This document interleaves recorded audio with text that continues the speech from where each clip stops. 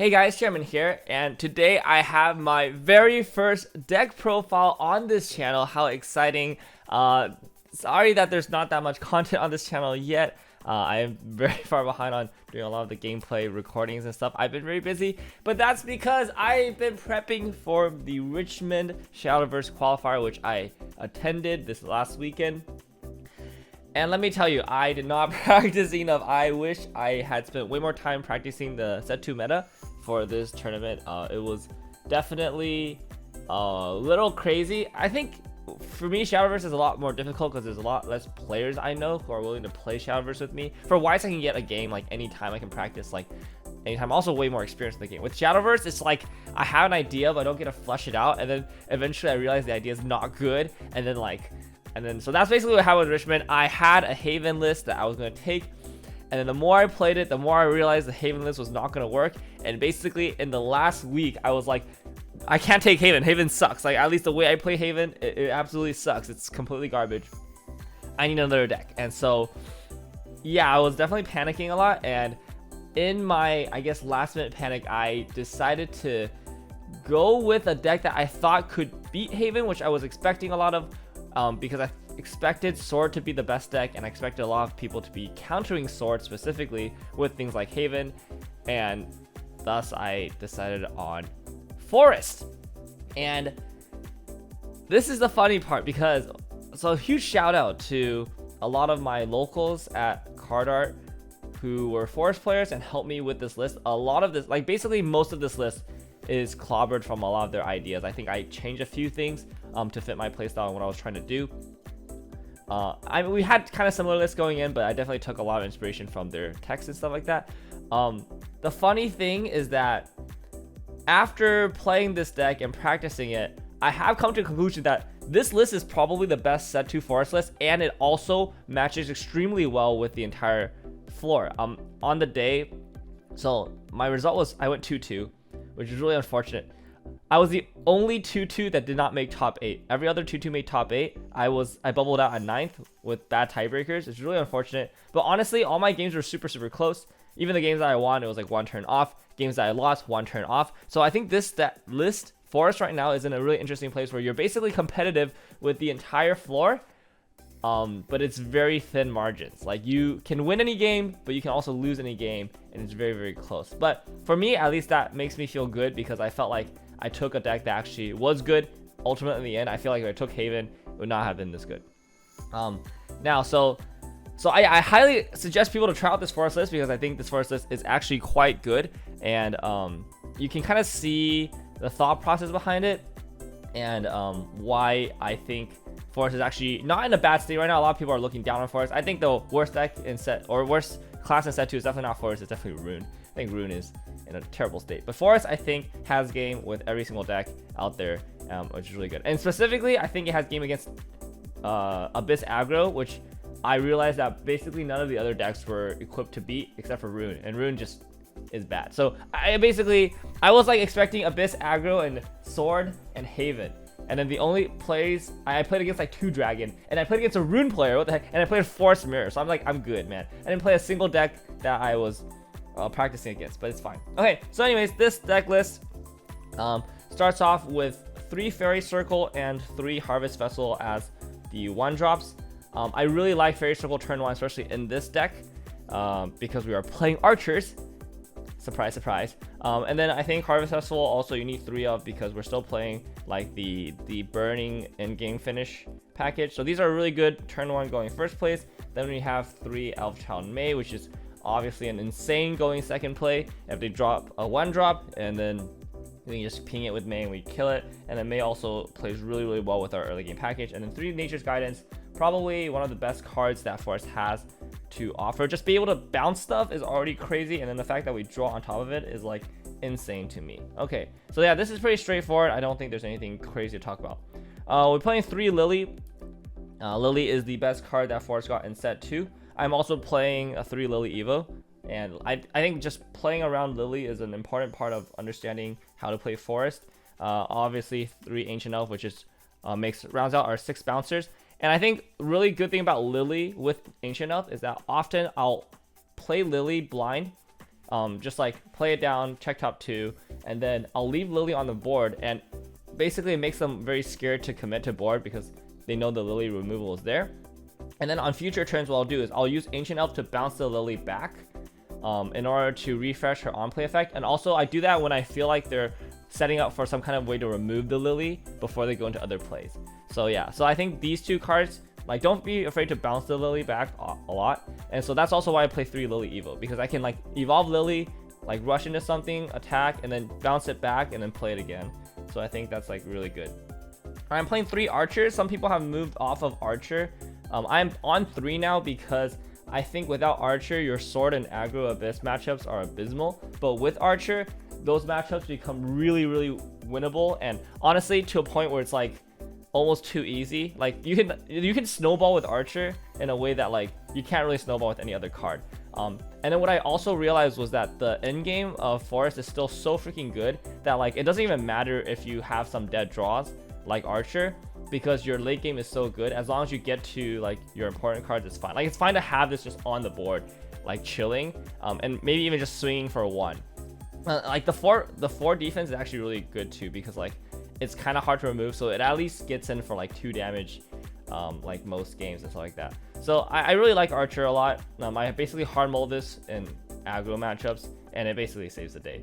Yeah, aggro, like Archer is crazy. I would not run less than 3 Archer in this current meta, or at least in any meta where people, or where some of the best decks can just build a really quick and really fast board early. This is also good against Dirt Rune, because yeah, Dirt Rune also builds a really big board really fast. It's really funny when I see them like waste like crazy premium removal on the Archer, because that means they're not removing my other good stuff. Okay, and then I'm playing 2 copies of Crystalia Tia. I was very iffy on this card at first. I thought this card was pretty bad, and then I cut it. And then I kept losing the sword. And the reason I kept losing the sword was because I had no way to out Aurelia. And I basically thought Forest was bad. And then I was playing with my locals, and I was like, how do you beat Aurelia? And they're like, Tia is 7 damage. And I was just like, Tia is 7 damage. Wait, that's crazy. Because usually what happens is they'll play Aurelia. They'll rush into one of my units, probably the Archer, because they really want to get rid of the Archer. So now the Aurelia is a 6/7, and then if I have a Tia, I just Tia Evo, and then I kill the Aurelia. So I kill the Aurelia in way less, it's like way more mana efficient for me to remove the Aurelia.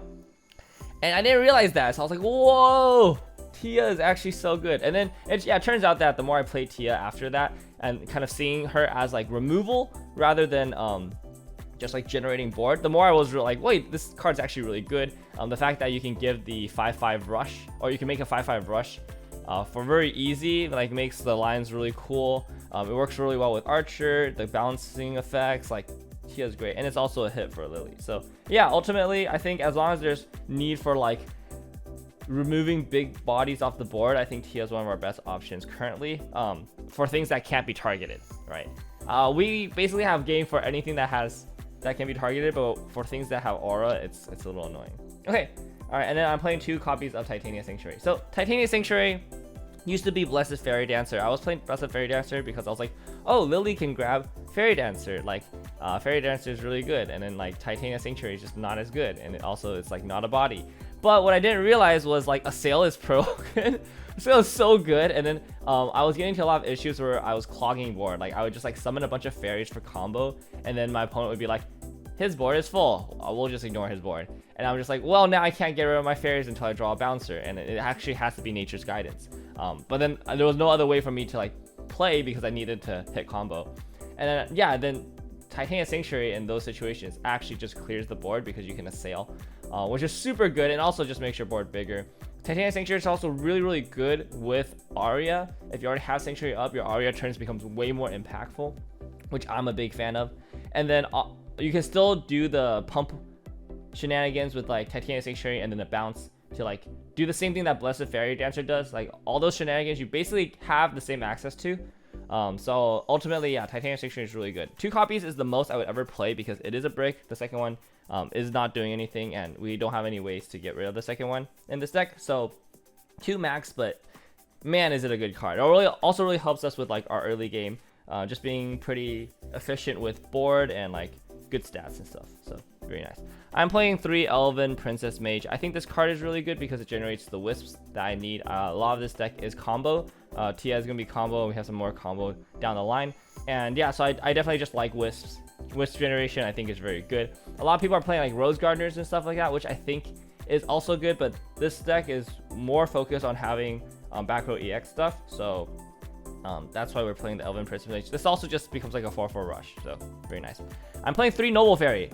I think this might be kind of interesting for a lot of people. I know a lot of people are not playing Noble Fairy. I think Noble Fairy is crazy right now. Lily can grab Noble Fairy, which already makes Noble Fairy like stonks really high. It's a 3/3 ward. The ward comes up a lot. I think Noble Fairy basically single-handedly makes the dragon matchup not awful, because without Noble Fairy, your dragon matchup means that like you have way less wards to throw at your opponent. So like it makes mid-game Fortes way worse for them. So they basically have to wait until late game, post fanfare, to even start pressuring you with Forte. At which point, it's like there's a good opportunity for you to just be able to beat them with the Rose Queen, stuff like that. This also kills stuff like Shenlong really easily. Yeah, so combo 3, we destroy an enemy follower and then we summon a fairy for them.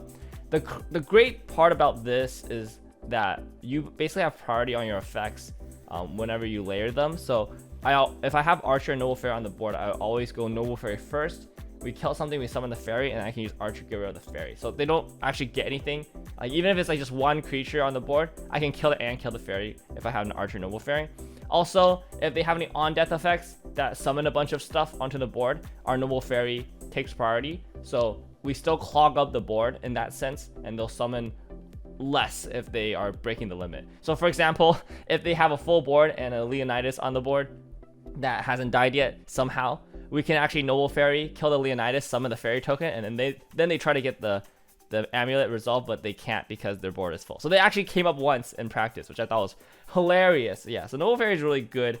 The fact that, yeah, it's ward, removal, and can be added off of Lily, I think is just fantastic. And it's just good. My main problem when I play this deck is I'm really greedy. I usually hold Noble Fairies, but it's important to recognize in the matchup when you should just drop the Noble Fairy like for tempo, right? Sometimes like I'm like really scared to like just play them out because I'm like, oh, what if I need this removal? But then like at the end of the game, I'll look at my hand, I have like 3 Noble Fairies. I'm like, what am I doing with myself, right? So don't play this card very greedily. You just have to really assess like what kind of threats you're trying to hold for and stuff like that. All right, we're gonna play 2 copies of Execution. I think this is a must because of the sword matchup. If they get Leonidas Resolve out for more than like 1 turn, we lose the game basically, and so Execution is good for that. It's also just good generic removal. Right now, I like 2 Execution. We have a lot of draw in this deck, so we usually get to draw into it pretty frequently. So yeah, it's good card. All right, playing 2 Fairy Beast. I think a lot of players are not playing Fairy Beast. I think that's a huge mistake. Fairy Beast is crazy. Let me first tell you that Fairy Beast is just Dao. It's just Dark Angel Olivia. You heal 3, you draw a card. That's basically the only 2 modes that you would use Dark Angel Olivia in this deck. If you ran Dark Angel Olivia in Forest, you will never get an Evo point because Forest doesn't do shit with Evo points. And then you will never make your opponent discard a card because that doesn't matter. As Forest, we're always trying to not die and draw into our Rose Queens, right? So that's why like the only 2 modes on Dao you would ever use are heal 3 life and then draw a card. And the Fairy Beast just does that as an act. And then it's a 5/5 body. So Dao, the problem with Dao is like you play Dao, you get the draw, you get the +3 health, you're like, I'm chilling. And then it's just a 5/5 that does nothing. Your opponent's just like, maybe I kill it, maybe I just ward up or something. I don't give a shit. Fairy Beast is like, I'm a 5/5. If you don't kill me, I'm gonna do it again next turn, which is like super annoying for your opponent. Your opponent's like, they don't want them to heal 6 and draw 2 for like no reason. So they actually have to like kill the Fairy Beast very quickly. Otherwise you just snowball out of control. And so it's like very annoying for it has like ward plus on it. Like your opponent like jumps through like 50 mountains just to like kill the Fairy Beast because they're like so threatened by its ability to constantly get you health and advantage. So yeah, it's so funny. I like Fairy Beast will like eat like the most ridiculous types of removal like in the world. Like if your opponent like has a way to remove it through like some crazy shenanigans, they will. So it's just amazing. It just draws so much of removal. It pressures your opponent so much. It's great. It's a Pixie. you can add it off of Lily. So like, it's so good. This card's amazing. Definitely wins me games like all the time. Just like you just play a Fairy Beast and then the tempo just swings all the way in your favor. This is also why we were on so much Fairy generation early, because I want to be able to Fairy Beast and get some value early on. And then also like Fairy Beast on 5, Aria on 6 is just like such the nuts, right? Like you Fairy Beast, you eat a token, and then it's like, oh, I don't have any more tokens in the back. What do I do? Aria on 6, eat another token, like let's go, right? And then, so that's it's just so good. Yeah. Anyways, Aria on 6, of course, 3 Aria. I was considering cutting Aria down to 2, because like it does brick sometime, and we can't add it off of Lily, so like we don't necessarily need 3, but like it's just such a good card. It's like, it's so good. Like you just drop it anytime after 6 and it almost never feels bad, especially with Titania Sanctuary. I think if we weren't running Titanias, I'd like be cutting Aria, but Titania just makes Aria so good. It's just like you drop it after 6, it's just like so much removal, like it just never feels bad. So yeah, cannot cut the Aria ultimately. 1 Silver Bolt, 2 Rose Queen, pretty self-explanatory. This is 41 cards.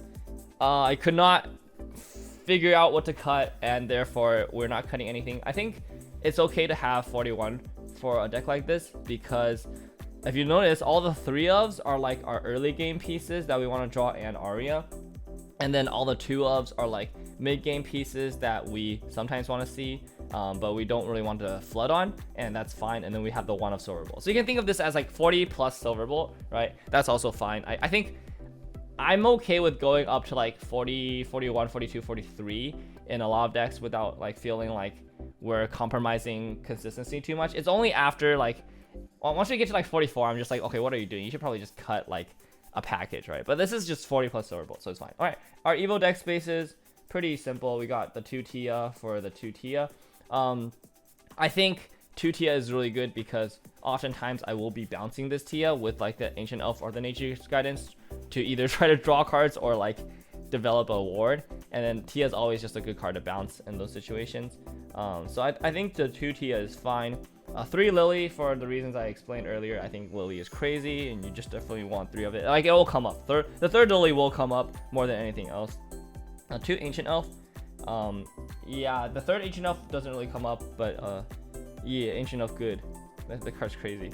And the 1 Archer. So Archer, the reason why it's not 2, you would think that the Archer would be a 2 of, but the reason it's not at 2 is because you only ever need it during the early game, like the Evo. Like if your opponent has a wide board, you evolve the Archer, or you have an Evo Archer, you ping down the wide board. But like later on in the game, it's like unlikely that they'll build another wide board.